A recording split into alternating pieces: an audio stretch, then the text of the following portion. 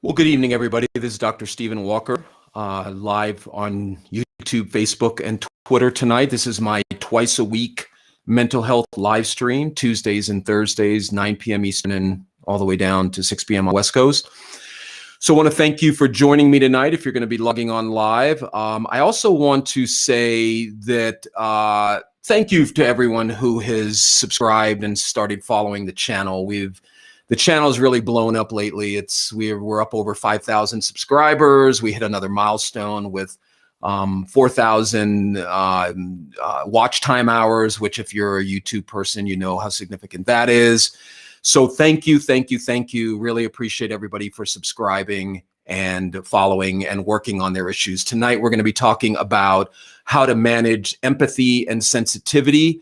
Very important things that affect a lot of people is a lot of people feel that they're too empathetic or too sensitive, and we're going to talk about how to manage that within a mental health framework. I want to remind you guys that the basic idea behind the channel here is it's about the psychology of change, personal development, and self-improvement. Now, why is that important? Because there is a psychology behind it. There is a methodology behind it. There is structure to it. It's not just about thinking you know how to help people change and then putting up a video about it and thinking that you're just because something works for you that it's going to work for everybody else. So, hey, Kat, how are you? Hey, Amity, how are you?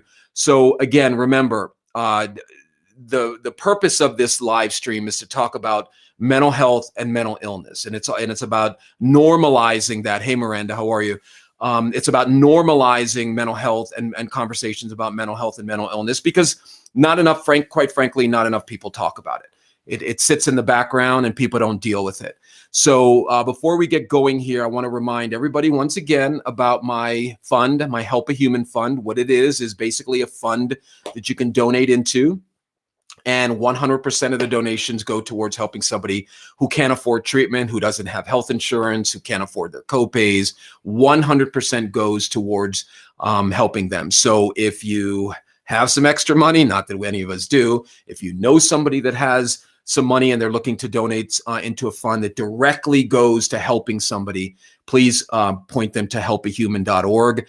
I want to remind you guys to please subscribe and set your notifications to know when I go live, because that's the reason I'm doing these mental health live streams.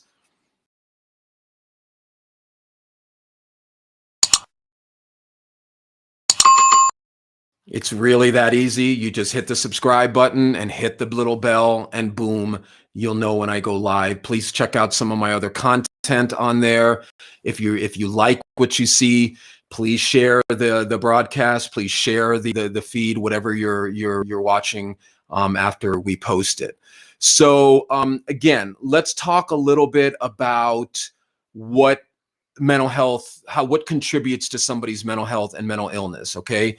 Hey, Miranda, so things aren't going well. Well, we'll get into that. Why don't we talk a little bit about that after I do the presentation? And again, remember, okay, everybody, if you're watching this live, if you're watching this after I post it, the purpose of me doing it live and doing it raw, I don't edit it, I don't flowerize it, there's a new word, I don't do anything to it to make it look good. This is the raw feed. I just edit down the beginning, the countdown, so that people don't have to sit through that.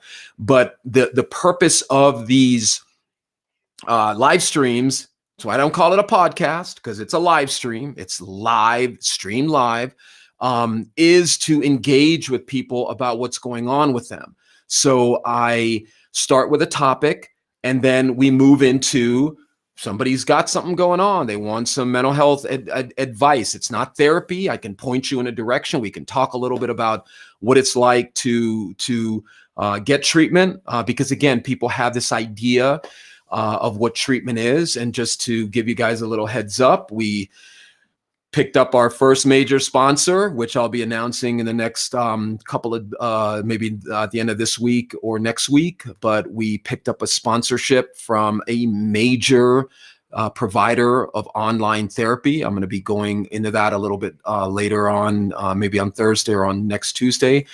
But what I want you guys to really start thinking about is that there is absolutely, hey, Sigrid, thanks. I appreciate the hug. We can all use a hug.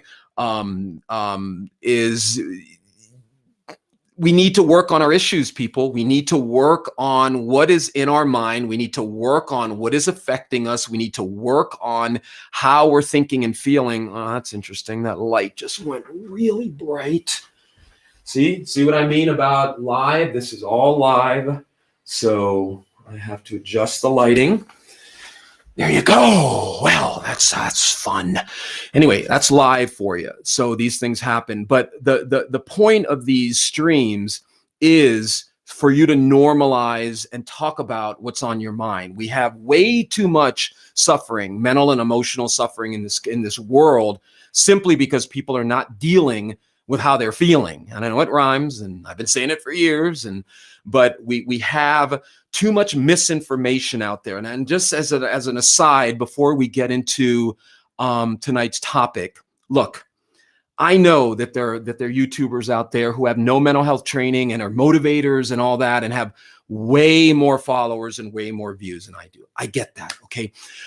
But let me encourage you on something, okay? I happened to come across a video the other day where this individual was encouraging people how to not care, how to not care about how they're affecting people, how to not care about what people think, how to only focus on your own needs and why that's so important. Well, let me tell you something, people. Just like if I was a cardiologist and I came across a video with people saying, hey, don't worry about, eat as much fried food and as much as fat and salt and sugar. Don't worry about it. It's what you want to do. I would call that out to your attention and say, that's not a healthy way to live. That's not a healthy way to eat. I'm a psychologist and I'm telling you, and I hate to sound like I'm telling you, but let's just say I'm encouraging you. Anybody who is encouraging you to not feel, to not care how other people feel, to not give an F, like the so famous book that was written, How to Not Give an F, which is the most asinine, excuse my language, don't use that word, my son, is the most ridiculous way that you can try to achieve mental health and mental well-being, by encouraging people how to not care what people think, how to not care about how people feel, to put your needs above everybody else. Now, the reason that is because there are several mental illnesses associated with not caring. What's the big one that everyone likes to talk about these days? Narcissism. Narcissism is all about not caring. Narcissism, the basic idea of narcissism is people who have zero empathy. And this individual, and I'm really tempted to start calling this out more. I'm tempted to share my screen and let people see this, and because this is cancerous, poisonous advice to be telling people how to not care. This is exactly why we have the kind of culture. Can I do this a little more? Sorry. This is exactly why we have the kind of culture we have, where people are more fragmented. People feel that that nobody cares about them. People are thinking only about us. This idea, and I call it pathological individualism, okay, one of my domain names, pathologicalindividualism.com, is such a Western way of looking at your relationship to other people, is the idea that individualism, my needs are the only thing important, how I feel, I don't care about anybody else. Now, granted, like I said before, a lot of people are ingesting this idea of not caring and not giving an F and not worrying about what people think. I am highly encouraging you guys to be very cautious about that message, because that message will affect how other people treat you. Okay, think about it. If my wife or my friends don't care about, and I sense that they don't care about what I think and they don't care how I'm going to care about them? Anyway, let's get into the topic, because it really bothers me as a mental health person to see what is being ingested out there and what people are believing is a path towards mental health and mental well-being. Okay, so tonight's topic is how to manage empathy and sensitivity. All right. Let's talk a little bit about that and why I feel. Hey, Josie, how are you from Jersey? How's it going? Yo, Jersey. Used to go to Ocean City, New Jersey when I was a kid living on the East Coast, man. Loved Ocean City, New Jersey.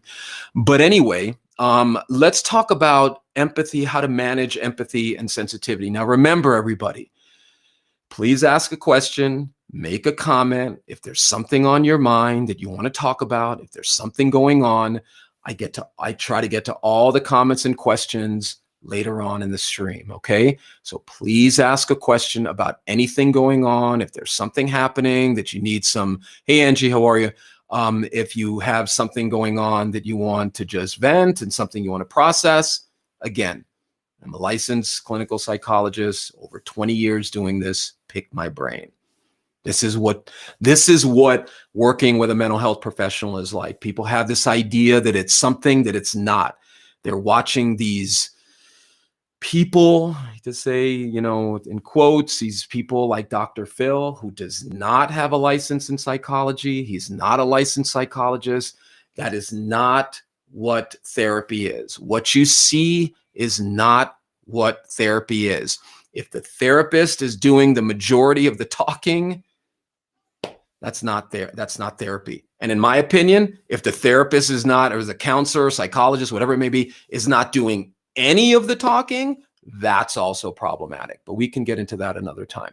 So let's talk about how to manage empathy and sensitivity. So I hear this a lot. I hear people say that people tell them they're too sensitive, or they feel that they feel too much for people. They're too empathetic. So let's break that down a little bit. So let's talk again about what empathy is and what empathy isn't, okay? Empathy is not agreeing with what the person says. Empathy is not saying, oh, I agree with you, and changing my mind. Empathy is trying to feel what the other person is feeling. So empathy, let's take in our current political climate.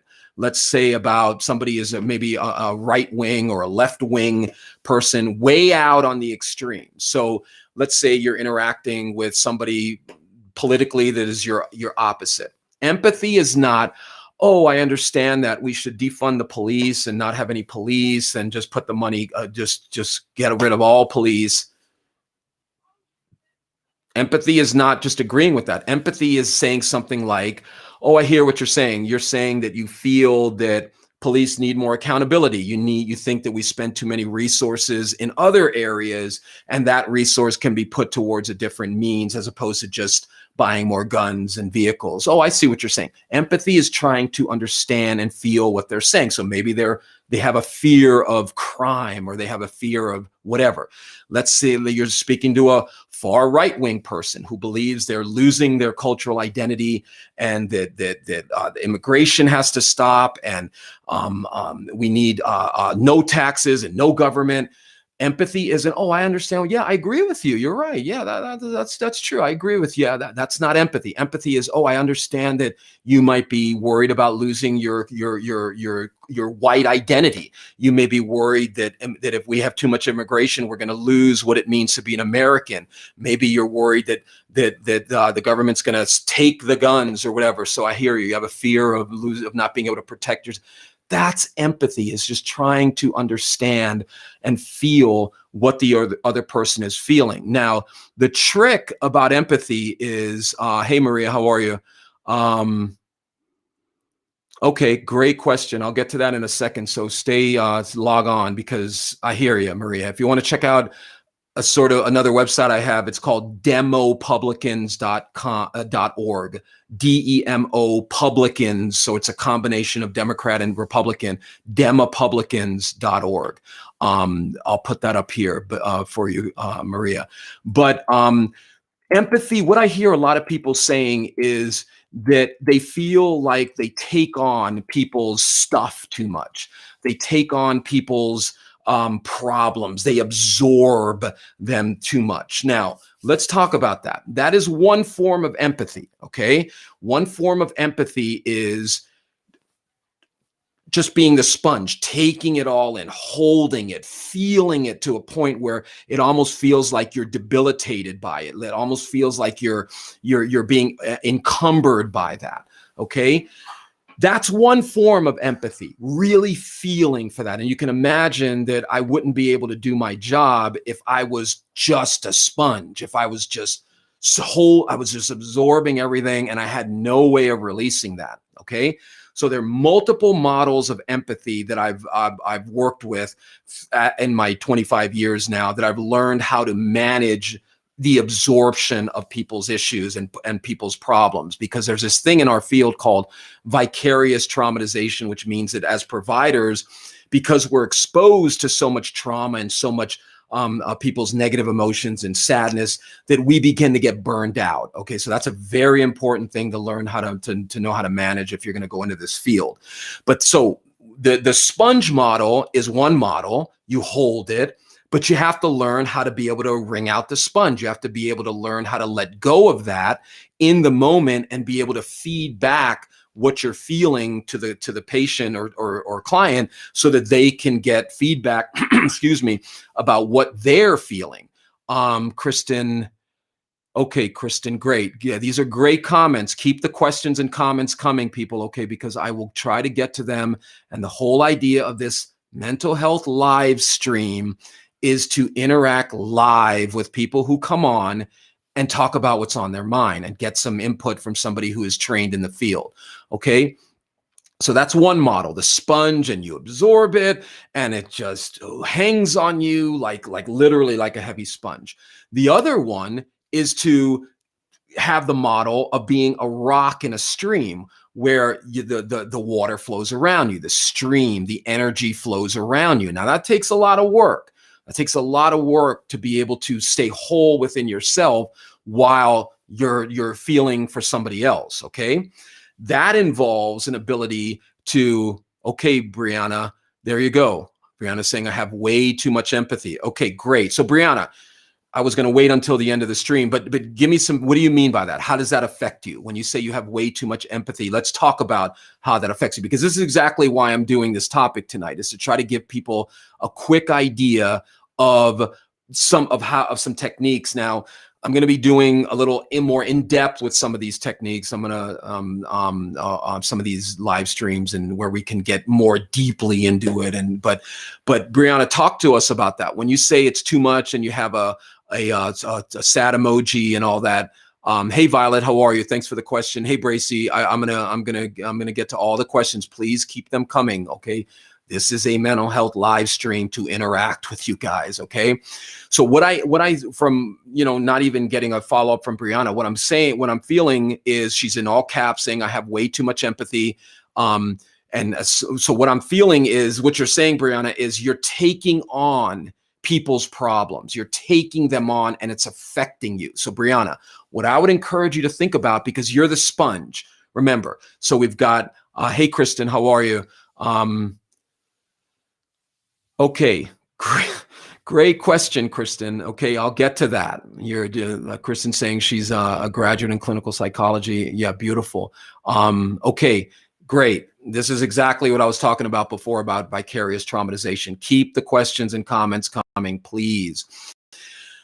Brianna, you've got to work on why you feel you have to be so empathetic. This is what you guys hear me talking about all the time.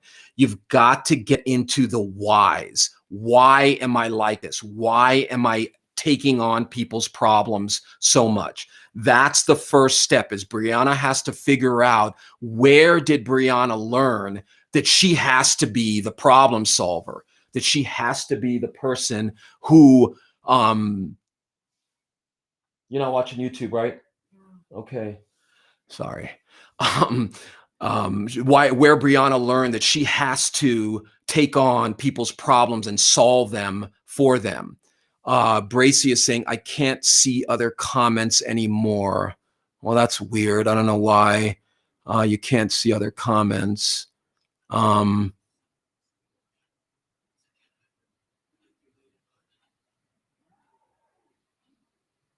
don't know.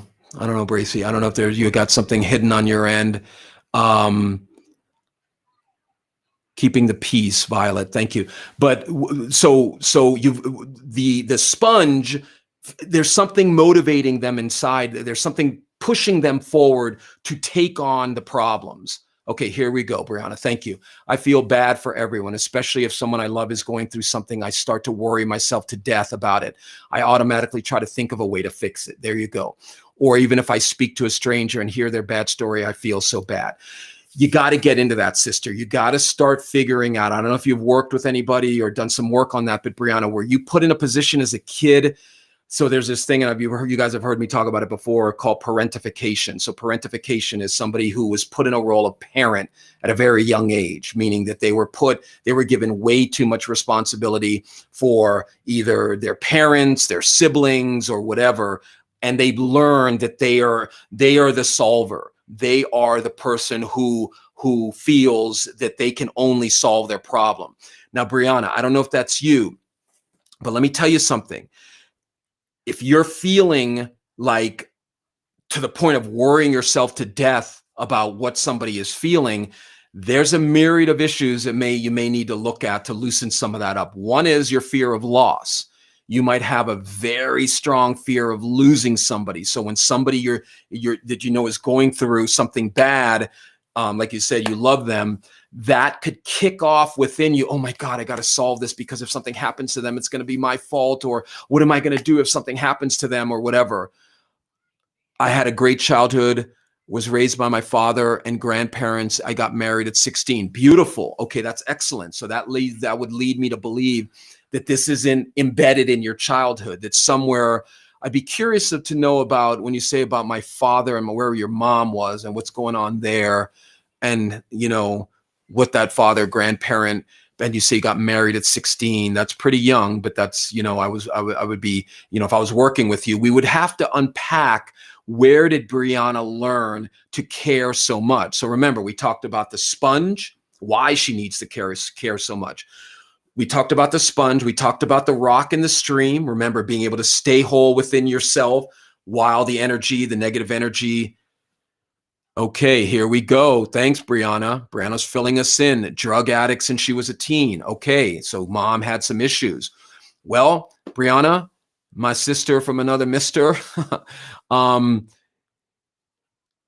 Okay, Amanda, thank you.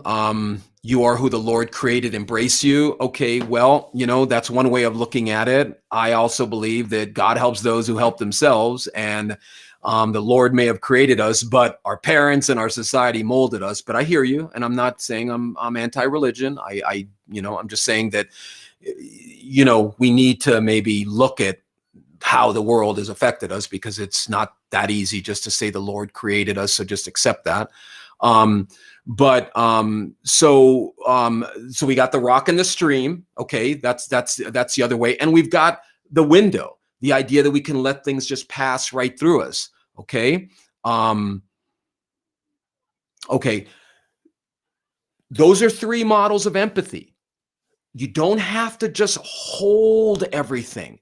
In Brianna's case, what I would recommend is that Brianna might want to look at how having a mother that was a drug addict, because I'm imagining that, if you had a mom that was a drug addict, there was a lot of instability going on in your family. There was a lot of things going on, and maybe there was some shame there, or maybe you somehow felt that you had to save her. I don't know. But when we empathize too much out of this idea that feeling so deeply for people shows that we care and shows that we have value, it weakens our ability to care for ourselves. It weakens our ability to understand that we need to be able to self-care. We need to be able to take care of ourselves. I get dozens and dozens of requests from people who are working, who want to do some works, and it breaks my heart that I can't work with everybody. Some don't have any money. Helpahuman.org, you can help them out. But the point is, if I worked and helped everybody that called me, I would be working 15, 16, 17 hours a day. And you can imagine having a wife and child, how that would have a negative trickle down effect in my own life. So I have been able to work with the idea that I am not capable of I am not physically capable of helping everybody. people who care a lot, and we're getting a lot of great, Brianna's saying, up to my 20s, I never felt good enough for anything, for anyone. Even though I had a very loving family, I learned that it wasn't me who wasn't good enough. Okay, exactly. So up until my 20s, I felt I was never good enough for anything or anyone. Well, right there is one of the main reasons why you care so much about other people. Your sense of self-identity, Brianna, is wrapped up in your ability to help other people, because your sense of self, and I don't know if you've worked on that. You said, I learned that it wasn't me who wasn't good enough. Good. I don't know how you learned that. I don't know if you went through a period of time of therapy. I don't know if you worked on yourself, which is all good stuff, but you still are talking about caring too much. So when you care too much, you've got to get into the whys there. Okay. Getting a lot of good questions. So I wanted to also briefly touch on being overly sensitive and how that can be an impediment to your mental health and mental well-being and emotional health.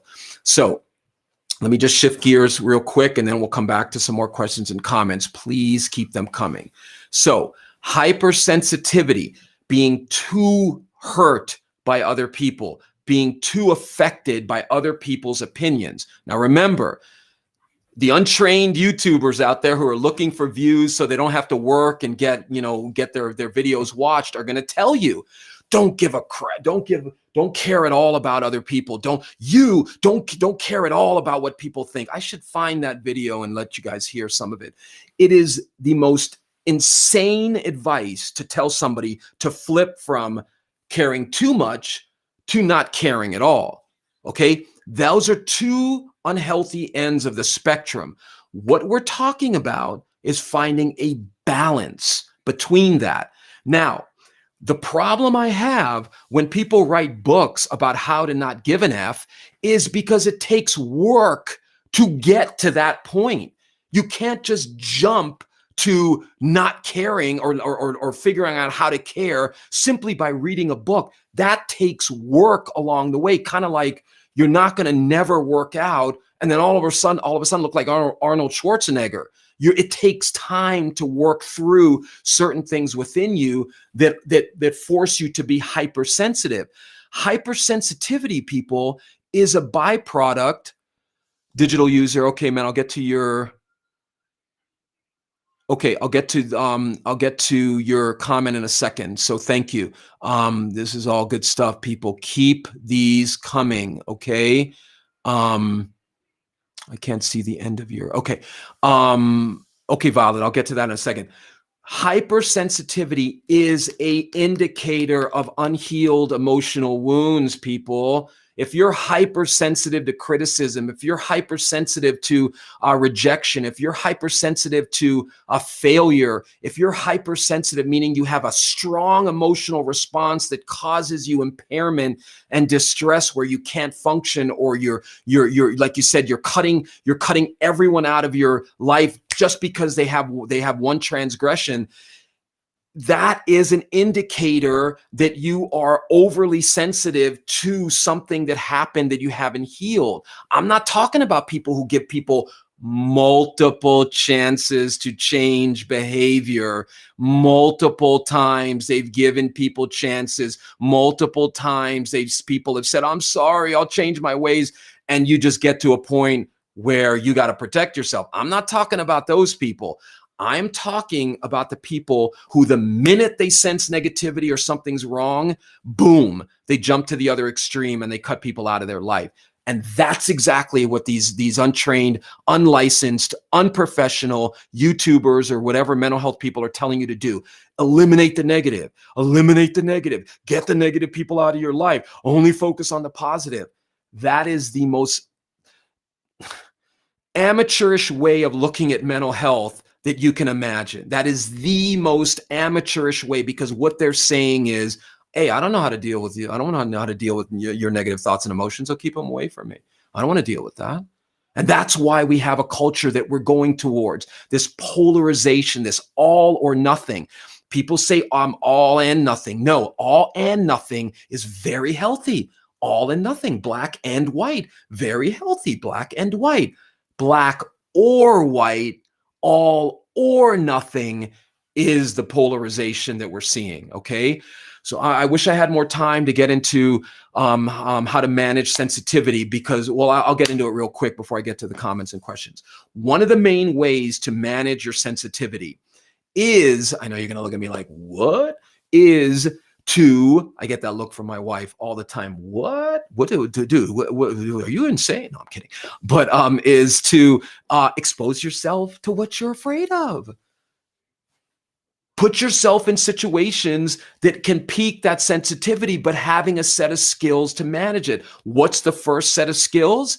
Mindfulness. Thinking about my thinking. If you don't know what mindfulness is, go back to my YouTube page, scroll down and look and listen to some of the live stream on mindfulness. Mindfulness is thinking about my thinking. Brianna's following up saying, crystal meth is evil. I worked on myself long enough to where I literally don't care if I ever see her again. I hear you, Brianna. I'm not buying that. I hear what you're saying. You've gotten yourself to a point where you have protected yourself and insulated yourself, but you care about your mom. Okay. You're trying to go all or nothing, sister.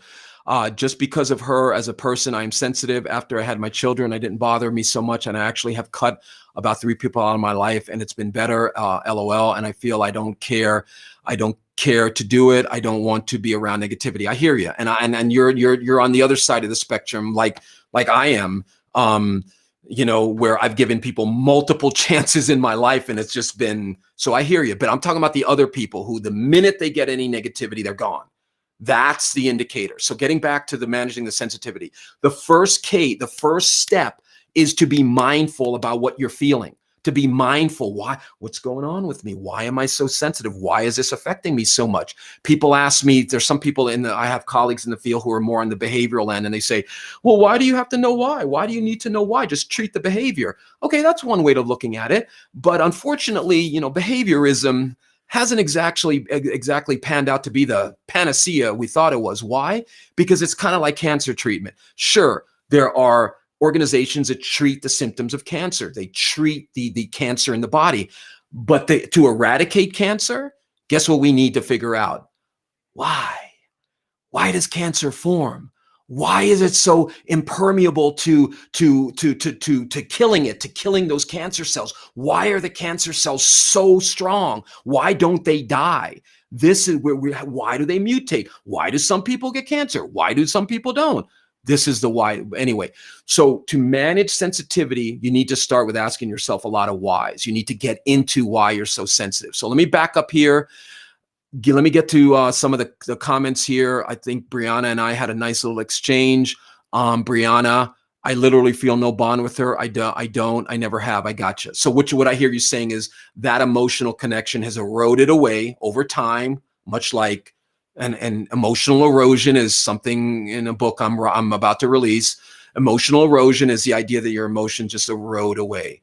Okay, you want to get to my website, emotionalerosion.com. We'll forward you to my website. But so I hear what you're saying, and you sound at peace with it, and that's good. I've seen her a total of 10 times in my childhood, more so in my adult life, and I'm just like that, cutting people or whatever it is off soon as I feel negative about it. Well, sister, I feel you, and especially relationships, I hear you. But what I honestly, you're putting it out there for me to give you some feedback. I feel some unhealed pain in you. Okay, I do. I feel that there's that maybe you've been through so much pain that you just sense it and you just back away and you don't want to. And I totally respect that. All I'm saying to you, Brianna, is you may, I don't know if you've done any of this work with somebody, you may, exactly, it is a coping skill, exactly, Kristen, but you may want to look at what some of that unhealed pain in you, because that is causing you to recoil from any perception of negativity. Now, maybe you're going to hear me and be like, listen, you bald-headed freak, you don't tell me what to do. My life is perfectly fine. So be it. I hear you. All I'm saying, though, is that if I'm a cardiologist and you're telling me, oh, I got tachycardia, my heart is racing, I'm sweating, I can't walk up a flight of stairs, I got shortness of breath, I'm going to be honing in on some issues there.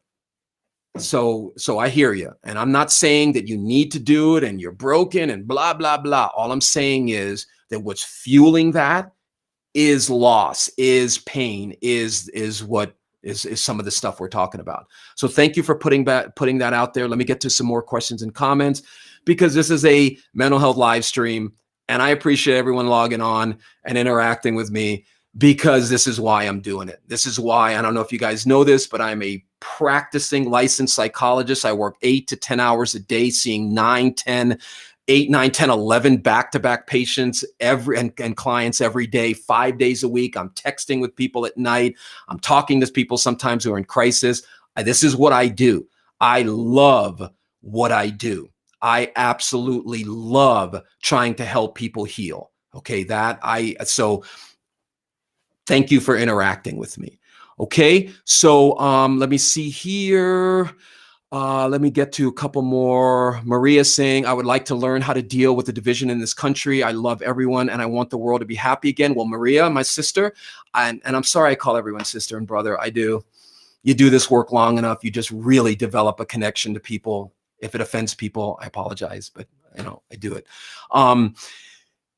You want to work on the division in the country? Let's channel some Michael Jackson. Let's start with the woman in the mirror. What is going on in Maria? What division in Maria hasn't she healed? What is going on within her? This is why we're so divided, because we are divided human beings. We are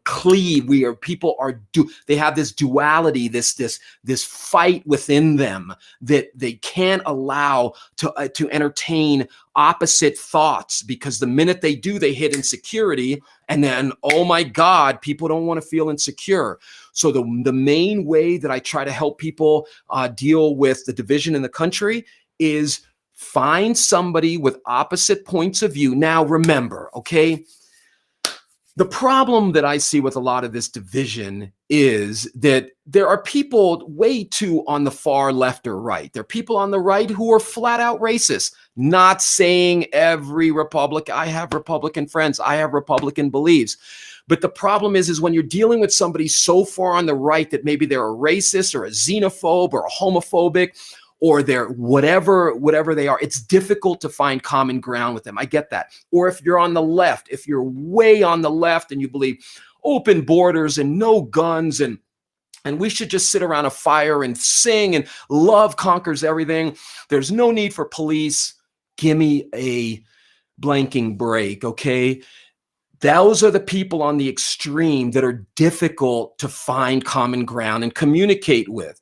Okay, people who are maybe QAnon supporters, or people who are so up on, and a lot of what AOC stands for is, I can see some rationale, but when you take it to the point where we're going to defund the police and all, I mean, come on. But I'm talking about try to find people who you're able to communicate and find out why they're so extreme. Why do you hate immigrants so much? Why do you believe that this is our country and or why do you believe we should have no police? Why do you believe we should have we should just give away free money to everybody? What is going on? Try to find out, try to figure out what makes them tick. Empathy.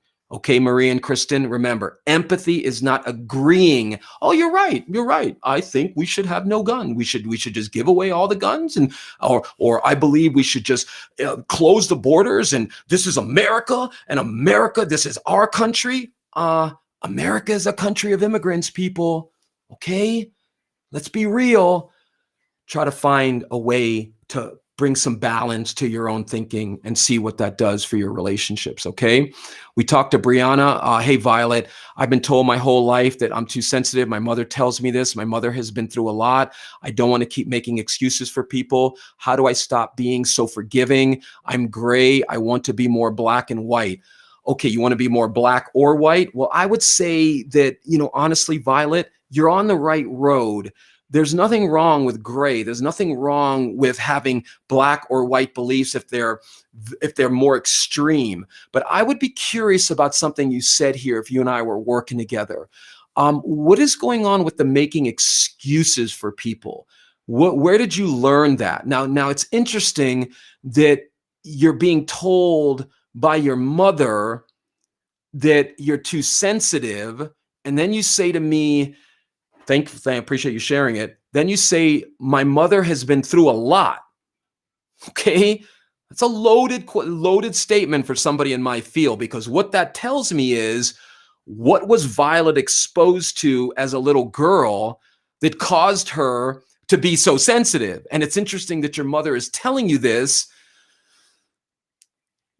With all due respect to mom, not trying to start any conflict or not about hating mom or whatever, but maybe your mom caused you to be hypersensitive, Violet.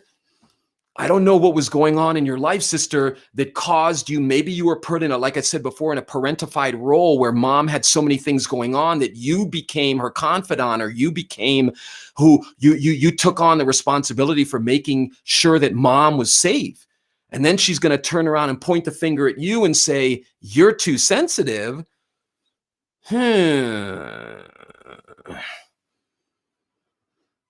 Need some work there, sister. Okay. Need to get into, because I'm telling you, you're saying how to stop being so forgiving. Why are you so forgiving? Before you stop it, you need to figure out why. You need to figure out why you're so forgiving. Where did you learn to be so forgiving? Maybe when mom was going through all her a lot stuff, you had to learn to be forgiving. You had to learn to not to be okay with her not being there. You had to learn. I don't want to go off the deep end here, because you're not. I don't know if you're still. Oh, okay. I scrolled all the way down. You are so right. She had me at 15. Yes.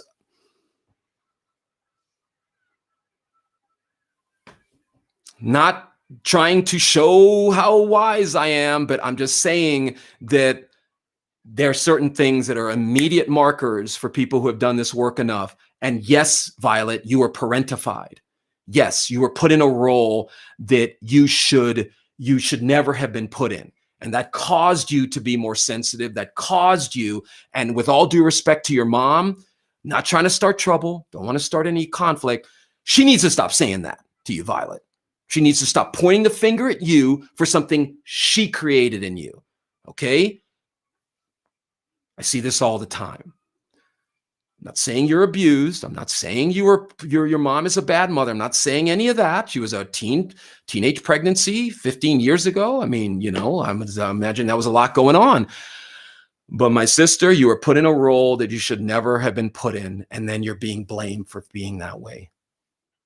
Okay? You're welcome, Violet. Do some work, my sister. Do some work. Work on some of those issues, because you're not the mentally unhealthy one in the relationship with your mom. You're not. That you just need to you just learn how to manage that forgiveness and learn how to manage that sensitivity. You don't want to get rid of that. You got to trust me here. Okay. The peacekeeper, keeping the peace. That was always Violet's role, right? It's my responsibility to keep the peace, right? Good. I'll always be there for her. She's my only mom. Beautiful. Not saying to cut her out of your life. Not at all. I'm just saying it's not your fault that you're too sensitive. Okay. And you got to stop hating yourself for something that was done to you. And you got to start working on that. And if you can manage it, if you can tone it down a little bit, you'll find some control and to be able to manage that. Thank you for sharing, Violet. Okay. Awesome that people are talking about what's on their mind. That's why I'm doing this. Free, by the way.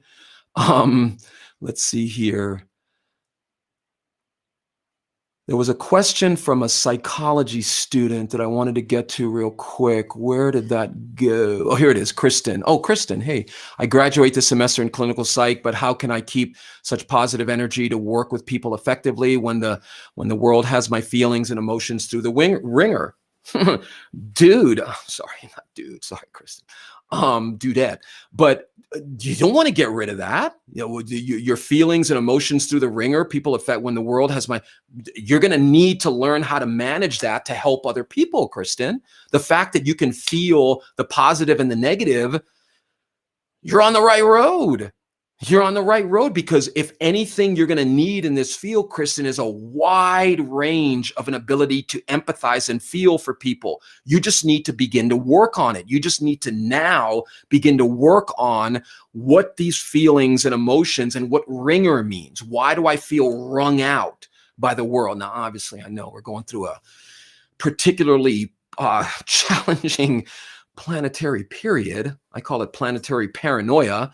But sister, what I would recommend for you, Kristen, is that I don't know if you've done any work on yourself. I don't know. Right. I just feel so overwhelmed and drained. I would get into those feelings more in a professional level, Kristen. I don't know if you've ever been through therapy. I don't know if you've ever worked with somebody, but working with a counselor now to work through these feelings, you're going to get an idea of what it is to deliver services. But something's going on within Kristen that causes her to feel wrung out by negative emotion. Now you're going to need to work on this. Okay. You put this out to me for some, advice as somebody who's, 20, 25 years ahead of you.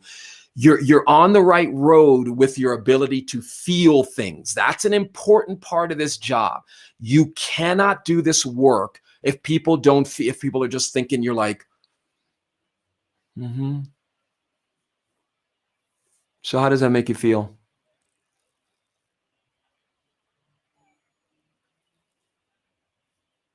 I'm sorry, people. That's not therapy.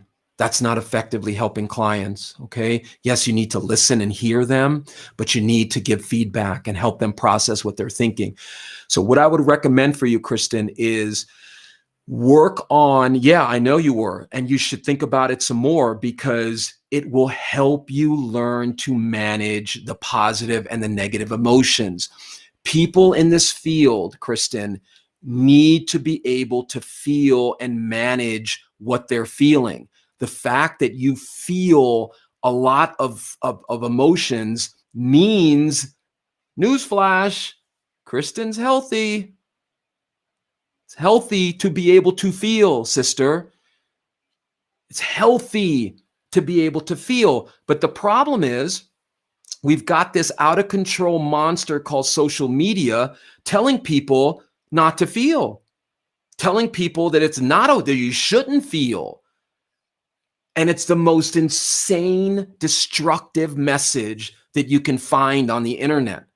Because I guarantee you, those people who are telling you how not to feel are deeply wounded individuals who have been either traumatized physically or psychologically. They experienced can't say the word because my 5-year-old's right there, a blank load of trauma, meaning that they got disappointed a lot.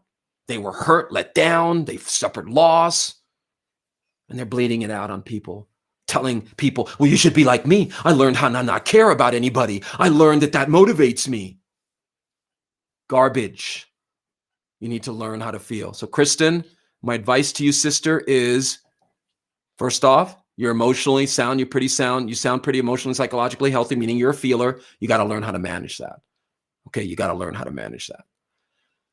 And that's by talking things out and exposing yourself to what you're going to be doing with other people. I went through an immense amount of personal work. I've talked in some of my earlier live streams about some of the CRAP I've been through and how I've learned to integrate that into me and work through it. Okay. But you got to do the work. Do it now before you start seeing clients. Okay. You're going to be in a much stronger position. Hey, Angie. Angie's been a long time supporter of the live stream. Angie's got a boatload of challenges in her own life. Let's see what she's saying. Too much empathy for me looks like I can hardly function. I'm sad, depressed. I feel like I'm carrying all of the troubles, all the weight of all the troubles of the world. Sorry, if I let myself think about things too much, I can get to the point of wanting to die because I'm so tired from all the pain in the world. I feel like I'm feeling only being overly dramatic in my feelings. I do think I need to fix everything for everyone. And sister, thank you for sharing that. You and I know where that comes from, Angie. You and I know what position you were put in when you were younger, where everything was on Angie. Everything was Angie's job to fix. And that is where the work needs to be done. Angie needs to work on loosening up some of that stuff within her, talking it out, and being able to manage that empathy, because empathy is the healer of the planet. Okay, and the ability to feel, not agree with people, is to feel for people, is to feel what another person is feeling. That is a magical thing that happens, because the person who is receiving the empathy starts calming down, starts feeling heard. What? Someone farted. Now in the movie. There you go. The 5-year-old comment. Someone farted. Anyway, that they begin to give. They begin helping the person who is empathizing with them understand them by helping them fill in the gaps, which then helps them release it. So Angie, we need to do the work, okay? You need to start talking that pain out. You need to start healing those wounds that cause Angie to feel like she has to solve everything, okay? Thank you for sharing, Angie. Yeah, I hear you, Violet. That cop trial was a big, thank God that, you know, and I have police friends, I have law enforcement clients, and would the dude be alive if you didn't if you didn't put your knee on his neck? Let me see here. Anything else? I don't know when your essay, what causes that? I don't know what you're asking, Bracy, but can you fill me in? So digital user from YouTube, thanks for logging on. That's true. One time when I was helping a girl that I was involved in a domestic abuse relationship, it became exhausting and I sent her help, but it didn't work. Well, that's good of you, man. I mean, you know, digital user, I don't know what your name is. I think you're a guy, but you should commend yourself for trying to help somebody. I mean, women, people who are in these domestic abuse relationships, it's HELL. They get blamed. They get pointed the finger at, like you're staying in it, so it's your fault. They victim bash.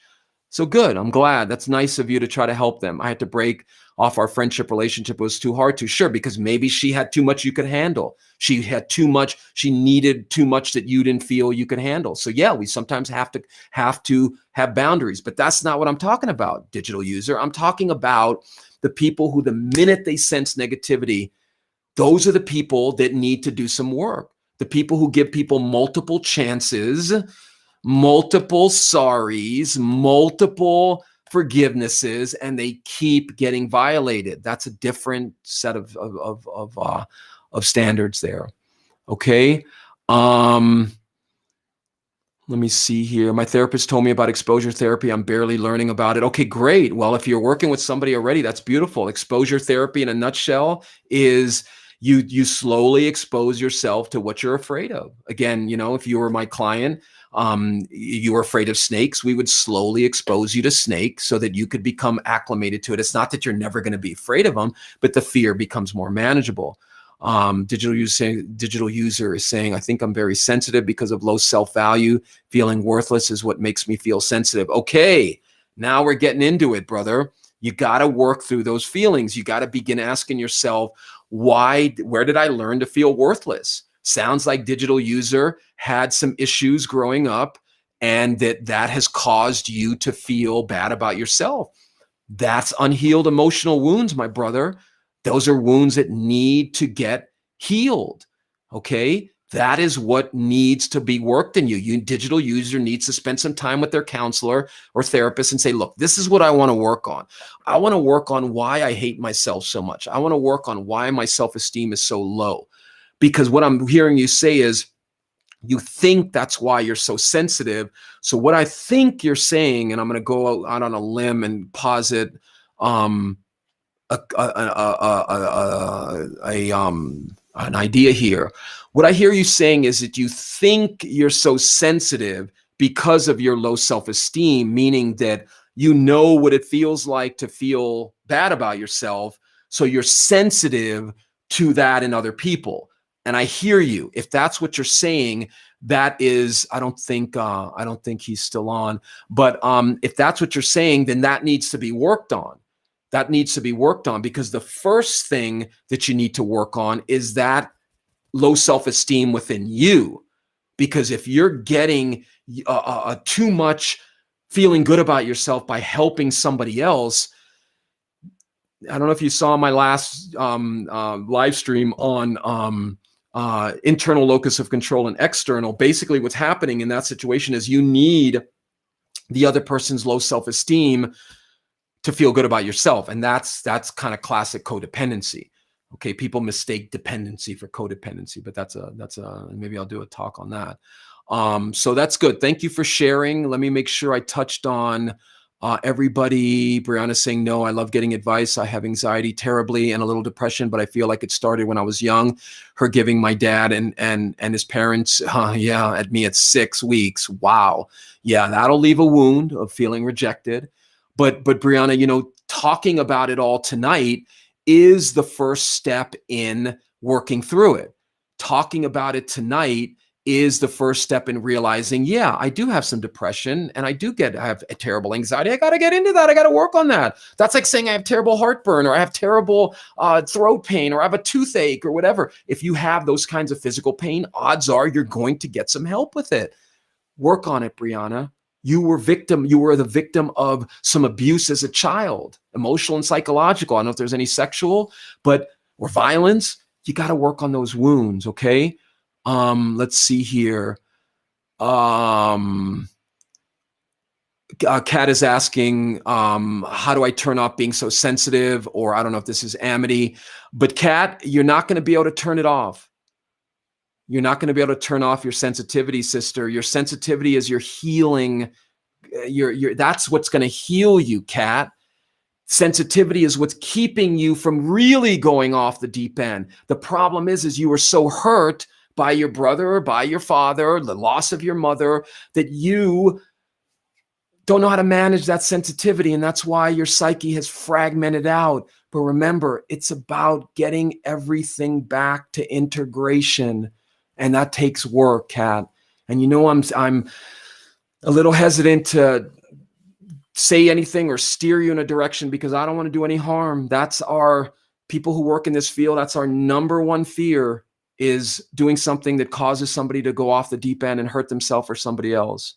Amity, Kat has dissociative identity disorder. For anyone who's new to this, dissociative identity disorder is the idea that you go through trauma and your psyche fragments out. Okay, it used to be called multiple personality disorder, and that's what dissociative identity. Amity is one of her alters that helps Kat get through and deal with some things. Kat's had some extreme trauma on the scale of trauma. Kat's in the 8, 9, 10 range of what she's been through. Didn't help that her mom passed away recently. That didn't help. Kat, Amity, I feel you, sisters. Hey, Tasha, what's going on? I don't know if you're still on. Thanks for the question. Let me read this real quick. 19 years going to therapy. Beautiful. You're the second person I've listened to speaking this real on this subject. Oh, thank you. I appreciate that. My experience has been medicate her. Exactly. Right. Suggest Christianity. Right. Hypnosis. Try more medication. The greatest therapy I got was like visiting an old friend. Got a lifetime series of issues that I'm working through. Then with good support, just wanted to pop in and thank you for your approach and enthusiasm is greatly appreciated. Well, thank you, Tasha. I appreciate that. I really do love what I do. I really do believe in people's ability to heal. This work is, if people could just heal some of these emotional wounds in them, we'd have a totally different world. So thank you for that. Okay, I appreciate that. Okay, well, I got to log off here. Violet's saying my mom had imaginary friends growing up. Well, sounds like your mom had some trauma. I named one of my children after her imaginary. Oh, that was nice of you. I don't know. Have you and your mom talked about some trauma she went through? That's maybe something that she needs to work on. Bracy is saying, how do we heal these emotional wounds? Well, sister, that is an involved process. What I'm trying to do is to show you some of the steps, some of the techniques that help heal emotional wounds. Great, Bracy. I appreciate you liking the videos. Thank you. Please share them. The beginning step to healing the emotional wounds, my sister, is to tell yourself it's okay that I have them. It's okay that I have these emotional wounds. I didn't ask for them, and I need to start healing them. Okay. And I've done a series. If you look at if you go on YouTube or Facebook, it's easier on YouTube. I don't know if you guys, you should subscribe to my videos on YouTube and you go through the videos. They're laid out a lot easier than the Facebook page because they're interspersed with posts I have. But there's a series of there's a couple of videos out there. One that I recorded 6 years ago about how to heal emotional wounds. Take a look at that. Tell me what your thoughts are, and let's and please interact with me. Okay, people, thank you for all your questions and comments tonight. Great. Oh, that's a good one. Okay, yeah, I can do one on grief. Yeah, that's a really good idea. I'll work that in. Thanks, Bracy. Thank you for all your comments. Please remember my Help a Human Fund. Please, if you can help donate into this fund, I can help more people. I can do the work more effectively. I can stop relying on health insurance companies, which I love them. They're great. They're helping people, but there's just so many hoops you got to jump through. Helpahuman.org. Check that out. Remember, I'm on Tuesday and Thursday at 9 p.m. East Coast, and then, down to 6 p.m. Here is my website. If you ever want to contact me, shoot me an email. This is the link to the Facebook page. Please subscribe. Please subscribe. Please subscribe. Thank you to everyone. Like I said before, we just hit over 5,000 subscribers. We've only been doing this. I did it 4 years ago, but I recently began redoing it again 7 months ago. So it's blowing up.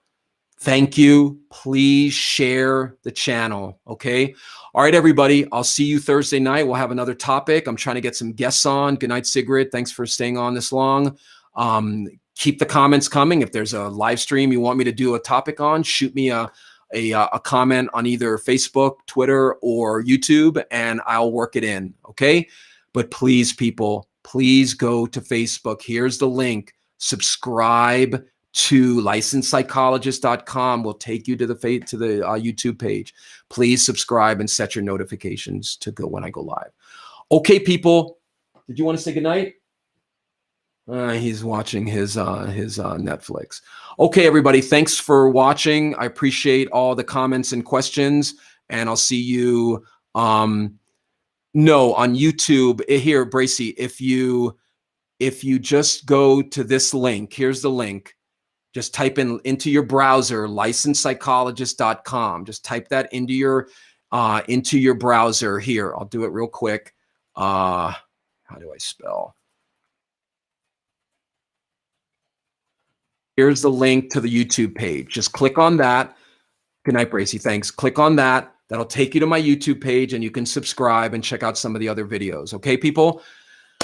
Great interaction tonight, everybody. This is why I'm doing this. Please, if you've identified that you have some emotional wounds, if you've identified that you need to do some work, get some help. Like I said, I'm about to announce a new sponsorship that we have with a major online therapy platform. I'm going to announce that either Thursday or next Tuesday, but please do not be ashamed to get the help. There is nothing wrong with getting help with your psychological and emotional issues. Why? You didn't ask for the issues. You didn't ask for the pain. If you had a toothache, if you had backache, if you had some other physical ailment that consistently causes you pain, you would be trying to get some relief.